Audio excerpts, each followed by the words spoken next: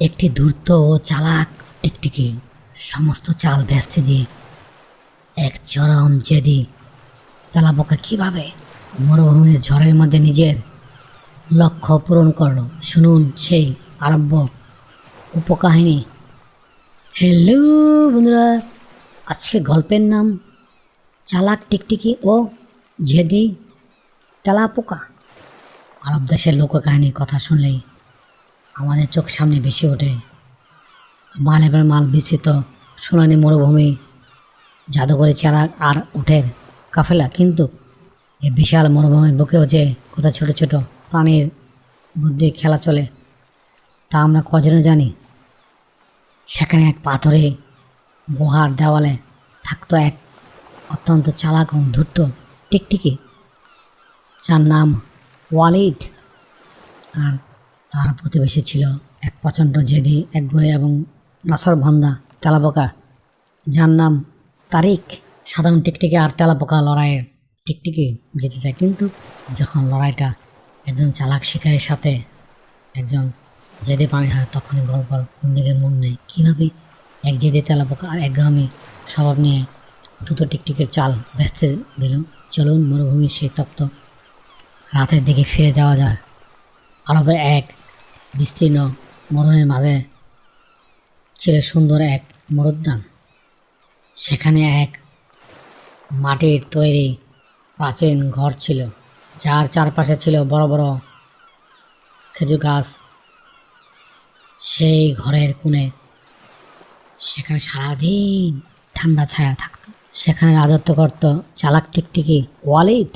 ওয়ালিদ খুব অলস কিন্তু ভীষণ বুদ্ধিমান।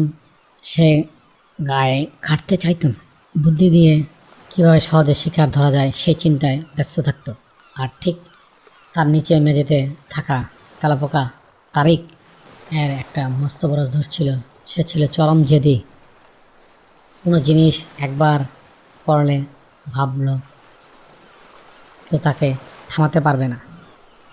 আরব দেশের মিষ্টি সুস্বাদু খুরমা, যাকে সবাই খেজুর নামে চিনে, তারিকের সবচেয়ে প্রিয় খাবার। একদিন রাতে ঘরের মালিক টেবিলের উপর এক বাটি তাজা খেজুর রেখে বলে ঘুমিয়ে পড়েছিল।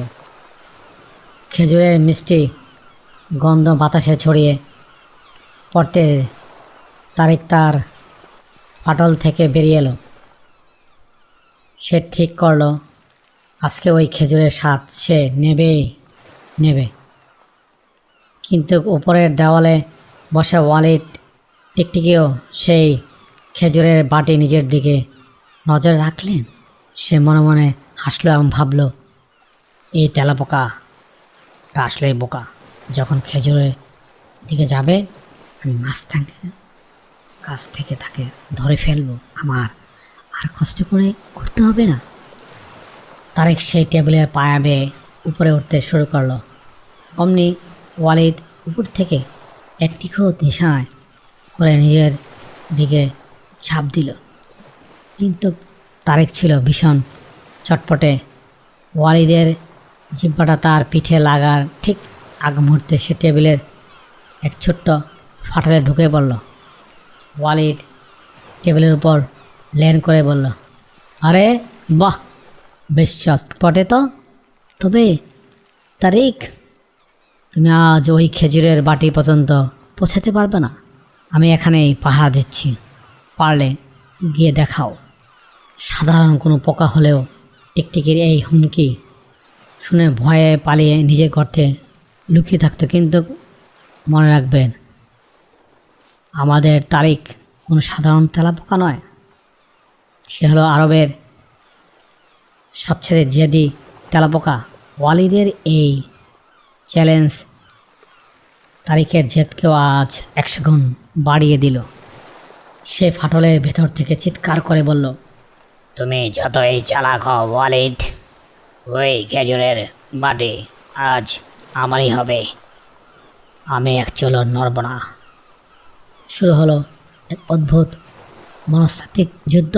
ওয়ালিদ বাটির পাশে উৎপেতে বসল, কিন্তু তারিক ফাটলের মুখে দাঁড়িয়ে সুযোগ খুঁজতে লাগলো। রাত যত বাড়ছে মরুভূমির আবহাওয়া বদলে যেতে যাচ্ছে। জানালার বাইরে দিয়ে মরুভূমির গরম বালু ঝড় বয়ে যাচ্ছে। জানালার ফাঁক দিয়ে ধুলো আর বালি এসে পুরা ঘরের ভেতর কেমন জানি ঝাপসা করে দিচ্ছে। চালাক টিকটিকি ওয়ালিদ ভাবলো, এই ধুলো ঝড়ে তেলাপোকাটা নিশ্চয়ই চোখে দেখতে পারবে না।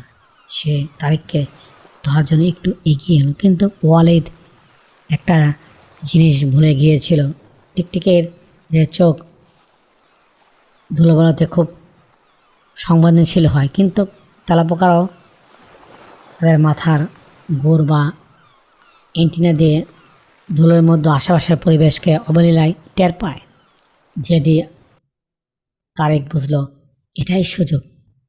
সে ফাটল থেকে বেরিয়ে সোজা খেজুরের বাটির দিকে দৌড় দিল। ওয়ালিদ ধুলোর মধ্যে ঝাপসা চোখে তারিককে এগোতে দেখে আবার ঝাঁপ দিল, কিন্তু ধুলোর কারণে তার নিশানা ভুল হয়ে গেল। সে বাটির কায়দায় ধাক্কা খেয়ে বাটিটাতেই উল্টে দিল। বাটি উল্টে সব খেজুর মেঝের উপর ছড়িয়ে পড়ল আর ধুলাবালের সাথে মিশে একাকার হয়ে গেল। ওয়ালিদ রেগে গিয়ে বলল, ধ্যাত, বালি ঢোকে চোখ দুটো জ্বালা করছে। কিন্তু তারিক, খাবার তো মাটিতে পরে নষ্ট হয়ে গেছে, এবার তুমি করবে কি? ওয়ালিদ ভেবেছিল খাবার নষ্ট হয়ে গেছে দেখে তারিক হাল ছেড়ে দেবে, কিন্তু যেদি মানুষের ঠিক যেমনটি বিকল্প হয় না, যেদি তেলাপোকাও ঠিক তেমনি পিছু হটান থাকতে চায় না। তারিক বলল, মাটি উল্টেছে তো কি হয়েছে, আমি তো খেজুরের রস পেয়েই যাব। তারিক ধুলোবালে পরোয়া না করে মেঝেতে পড়ে থাকা একটা বড় খেজুরের উপর গিয়ে চড়ে বসল। সে মনের সুখে সেই আরব্য খেজুরের মিষ্টি রস খেতে লাগলো।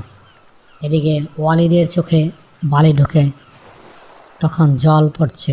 সে চোখ রগড়ায় দেখল তার সমস্ত চাতুরি আর বুদ্ধিকে বুড়ো আঙুল দেখিয়ে তারিক তার জেদের উপর জোর করে ঠিক নিজের লক্ষ্য পূরণ করে ফেলছে। ওয়ালিদ বুঝতে পারল এই একগুয়ে তেলাপোকার সাথে লড়াই করা যাতে সম্ভব না, কারণ সে নিজের প্রাণ বাজি রেখে জেদ পূরণ করতে পারে। তাকে কোনো ভয় দেখিয়ে লাভ নেই। ওয়ালিদ ক্লান্ত হয়ে আর চোখ কচলতে কচলতে দেওয়ালের উপর দিয়ে নিজের আস্তানায় ফিরে গেল। সে মনে মনে ঠিক করল কাল থেকে অন্য কোনো নরম মনের পোকা শিকার করবে। এই যেদি তারিকের পেছনে পেছনে আর সে লাগবে না। হ্যালো বন্ধুরা, আজকে এই গল্পটি কেমন লাগলো কমেন্টস নিচে জানিও। আবারও দেখা হবে অন্য কোনো গল্পে। Thank you for watching. Please subscribe.